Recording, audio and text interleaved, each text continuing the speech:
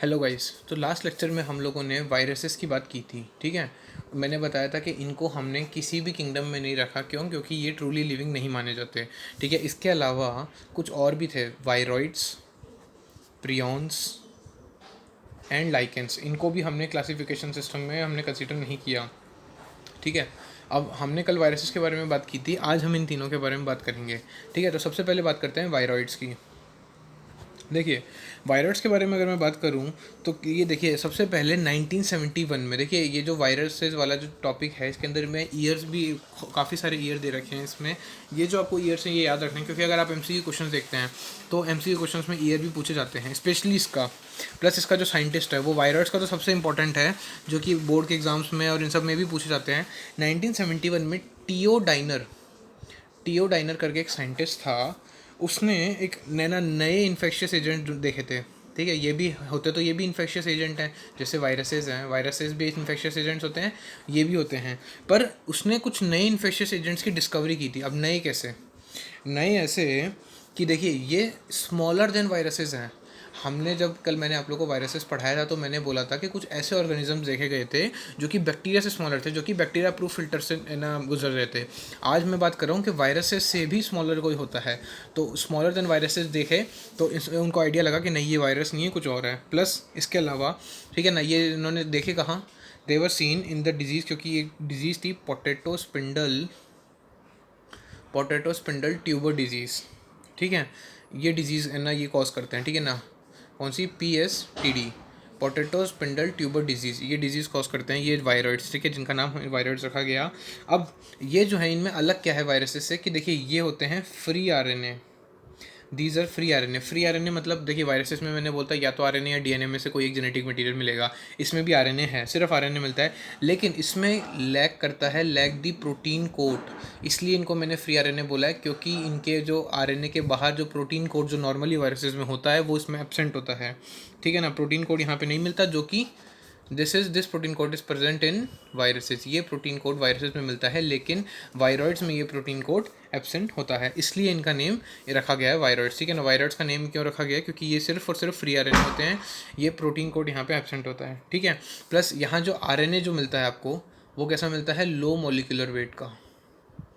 जो RNA देखने को मिलता है that is low molecular weight. जो नॉर्मली जो मोलिकुलर वेट होता है RNA का, उससे स्मॉलर होता है। तो ये हमने बात कर ली हमारे वायरॉइड्स के बारे में, ठीक है। इसके बाद आता है प्रियॉन्स, ठीक है। अब प्रियॉन्स क्या होते हैं? देखिए, प्रियॉन्स जो होते हैं ये भी अल्टीमेटली इन्फेक्शियस होते हैं, ठीक है। ये भी इन्फेक्शियस एजेंट्स होते हैं, लेकिन ये क्या कॉज करते हैं? इन्फेक्शियस न्यूरोलॉजिकल डिजीजेस, ठीक है। ब्रेन से रिलेटेड डिजीजेज जो है ना, ब्रेन के अंदर जो डिजीजेज होती है, ठीक है, इन्फेक्शियस, वो कॉज करते हैं। ये क्या कॉज करते हैं? इन्फेक्शियस न्यूरोलॉजिकल डिजीजेस, ठीक है। अब इसके अंदर ये कौन है? अल्टीमेटली जो प्रियॉन्स हो गए, ये क्या कौन होते हैं? देखिए, जब प्रोटीन्स बनते हैं, ठीक है, एक आप लोगों को मैं पढ़ाऊंगा, ठीक है, बाद में। देखिए, जब ट्रांसलेशन होता है, आप लोगों ने पढ़ के आए होंगे, आप लोग जेनेटिक्स में आप लोगों ने देखा होगा, जब ट्रांसलेशन होता है उससे क्या बनता है? प्रोटीन्स बनते हैं, ठीक है। अब ये जो प्रोटीन्स बनते हैं, फिर इनकी क्या होती है? फोल्डिंग होती है, ठीक है ना। इनकी फोल्डिंग होती है ताकि फिर ये अलग अलग तरीके से अपने जो भी इनके फंक्शंस हैं वो ये परफॉर्म कर सकें। अगर ये फोल्डिंग ढंग से नहीं हुई, ठीक है, अगर ये फोल्डिंग मान लीजिए डिफेक्टिव हो गई, तो कैसे प्रोटीन्स बन जाएंगे? प्रोटीन्स बनेंगे मिस फोल्डेड प्रोटीन्स बनेंगे। अगर ये प्रोटीन्स की जो फोल्डिंग हो रही है, अल्टीमेटली जिस अरेंजमेंट जो हो रहा है प्रोटीन्स का, है ना, फोल्डिंग का मतलब आप ये कह सकते हैं अरेंजमेंट, अगर ये ढंग से नहीं होता है तो डिफेक्टिव होता है, तो कैसे बन जाएंगे? मिस फोल्डेड प्रोटीन्स बन जाएंगे, ठीक है। ये जो मिस फोल्डेड प्रोटीन्स बनते हैं, दीज आर प्रियॉन्स, और ये क्या कॉज करते हैं? न्यूरोलॉजिकल डिजीजेस कॉज करते हैं, ठीक है। अब साइज़ की अगर मैं बात करूँ तो ऑलमोस्ट सिमिलर होती है वायरसेस से, सिमिलर टू वायरसेस, ठीक है। इनकी साइज़ जो होती है वायरसेस से बिल्कुल सिमिलर होती है, ठीक है। प्लस अब ये जो एजेंट्स इनको मैंने बताई थी, इनका नाम क्या होता है? प्रियॉन्स होता है। अब ये डिजीज़ कौन सी कॉज करते हैं? डिजीज़ जो ये कॉज करते हैं that is bovine spongiform encephalopathy, ठीक है ना। एनसेफेलोपैथी, कहीं भी अगर आपने कभी पढ़ेंगे ना वर्ड एनसेफेलोपैथी, दैट मीन्स ये ब्रेन की कोई डिजीज़ के बारे में बात करें। एनसेफेलोपैथी जो है वो ब्रेन के लिए बोलते हैं, ठीक है ना, क्योंकि ब्रेन को एनसेफेलॉन बोला जाता है, ठीक है। आप लोगों ने पढ़ा होगा लास्ट एंड, अच्छा आप पढ़ेंगे, सॉरी, इस बार अभी 11th में जब मैं आप लोगों को पूरा हम ह्यूमन ब्रेन पढ़ेंगे तब मैं आप लोगों को बताऊँगा कि ब्रेन को हम ब्रेन के लिए क्या वर्ड यूज़ करते हैं? एनसेफेलॉन, इसलिए मैंने बोला कि इसको हम ब्रेन से रिलेट कर सकते हैं अल्टीमेटली, और ब्रेन के अंदर अगर कोई भी इन्फेक्शियस डिजीज़ आ गई तो उसको हमने बोल दिया एनसेफेलोपैथी। तो क्या डिजीज़ का नाम क्या गया? बोवाइन स्पॉन्जिफॉर्म एनसेफेलोपैथी, शॉर्ट में इसको बोलते हैं BSE, ठीक है ना। या फिर ठीक है ना, इसको और क्या बोल सकते हैं? कैटल में इसको क्या बोलते हैं? Mad cow disease, mad cow disease इसको बोला जाता है इन कैटल। अगर मैं कैटल में बात करूँ स्पेसिफिकली तो वहाँ इसको डिजीज़ को बोलते हैं मैड काउ डिजीज़, ठीक है। अगर मैं बात कर रहा हूँ कि ह्यूमंस में इसी डिजीज़ को, इस मैड काउ डिजीज़ को ह्यूमंस में क्या बोलते हैं? ह्यूमंस में इस डिजीज़ को बोला जाता है जैकोब, ठीक है, जैकोब डिजीज़ बोलते हैं, CR Jacob disease in humans, ठीक है। CR जैकोब डिजीज़ हो गई ह्यूमंस में, और मैड काउ डिजीज़ हो गई कैटल में। ये लोग क्या कॉज करते हैं? बोवाइन स्पॉन्जिफॉर्म एनसेफेलोपैथी कॉज करते हैं। कौन? प्रियॉन्स। तो ये हमने बात कर ली प्रियॉन्स की, इतना ही है, ज़्यादा कुछ इनके बारे में है नहीं, क्योंकि इनको वैसे भी हमने किसी क्लासिफिकेशन सिस्टम में तो रखा नहीं, तो अब बहुत ज़्यादा डिटेल में तो करेंगे नहीं हम इनकी बात, सिर्फ कुछ पॉइंट्स होते हैं। अब आते हैं लाइकेन, जिसकी मैंने आप लोग को बात की थी। मैंने आप लोगों को पहले बताया था लाइकेन क्या है? एक सिम्बायोटिक एसोसिएशन है। सिम्बायोटिक एसोसिएशन का मैंने आप लोगों को मतलब बताया था, जहाँ पे दोनों पार्टनर्स को बेनिफिट मिल रहा है। मतलब अगर दो लोग होते हैं, देखिए सिम्बायोटिक रिलेशनशिप में नॉर्मली दो लोग होते हैं, तो पहला दूसरे को बेनिफिट दे रहा है और दूसरा पहले को बेनिफिट दे रहा है। जबकि पैरासाइट में क्या होता है? पैरासाइट में ऐसा होता है सिर्फ एक पार्टनर को बेनिफिट मिलता है और दूसरे को लॉस होता है।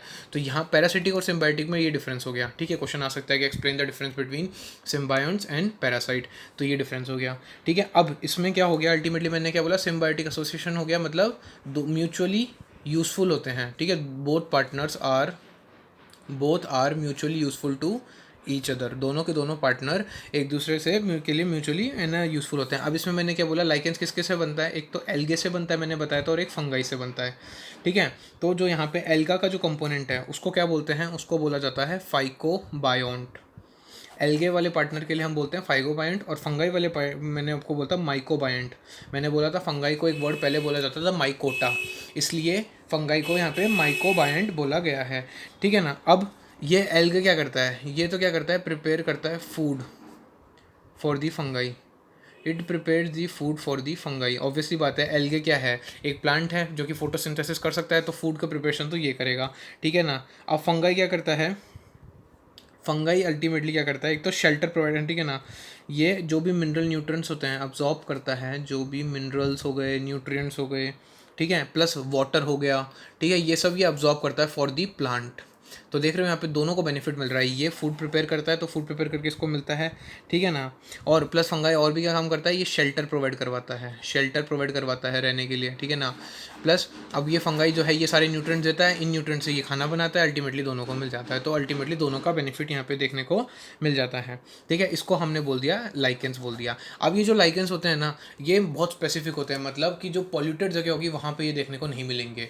क्यों? Because these are the very good pollution indicators, these are very good pollution indicators. इनको बहुत है ना, इनका ये इनकी स्पेसिफिसिटी होती है कि इनको क्या बोल जाता है? गुड पॉल्यूशन इंडिकेटर्स बोल जाता है। क्यों? Because they do